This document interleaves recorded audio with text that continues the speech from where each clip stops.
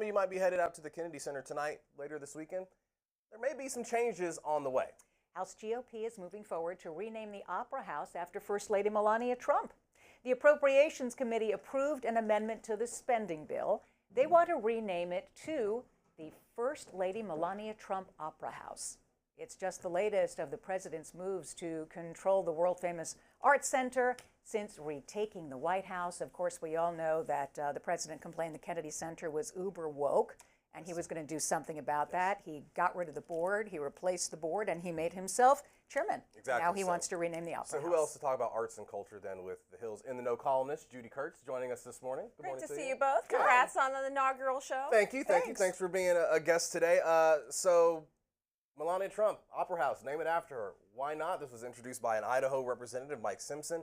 What else do you know about all this? Yeah, this was introduced, and the House Republicans seemingly on board. Approving this measure still has to be voted on by the full House and the Senate in order to pass. But it's one of the many ways that House Republicans and Senate Republicans have seemed to want to honor President Trump and now Melania Trump. They've so far introduced many different Trump-named things, including a $250 bill featuring Trump's image. They want to rename the D.C. Metro, the Trump train, Dulles Airport after Trump. So this is the latest in a series of namings for the president and now his wife. Judy, is this a precedent for things like this to be named after a current president, a current occupant of the White House, and his wife? Yeah, you know, that's not unusual for things to be named after presidents, after first ladies. We see post offices, we see streets, but you're right, Hillary, it's usually after they're long gone. This is very unusual while the person is still living. Maybe House Republicans want Melania Trump to have the ability to take a bow on the stage of the Opera House while she's still around. What has this meant for theater goers, for the Kennedy Center?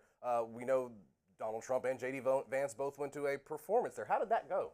Not so well for J.D. Vance. He was booed, as I'm sure you remember, back in March when he attended a National Symphony Orchestra performance with his wife at the Kennedy Center. That was shortly after this unprecedented move by President Trump to overtake the board and name himself as the chairman of the Kennedy Center. So things were still a little fresh at that point when J.D. Vance attended the performance. I was at the premiere of Les Mis last month when President Trump walked the red carpet alongside Melania Trump and kind of took a victory lap at the Kennedy Center for that moment, the opening night of Les Miserables. And there were a few protests, but not quite the degree of booing.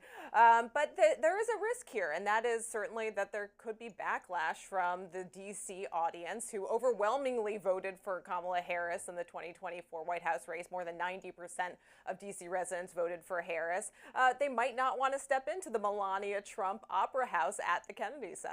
And people have made their displeasure known, right? I mean, with the subscriptions are down considerably at the Kennedy Center. Yeah, I think 36% according to the Washington Post. So yeah, according to the Post, more than 1.5 million. That's a number that the Kennedy Center has disputed.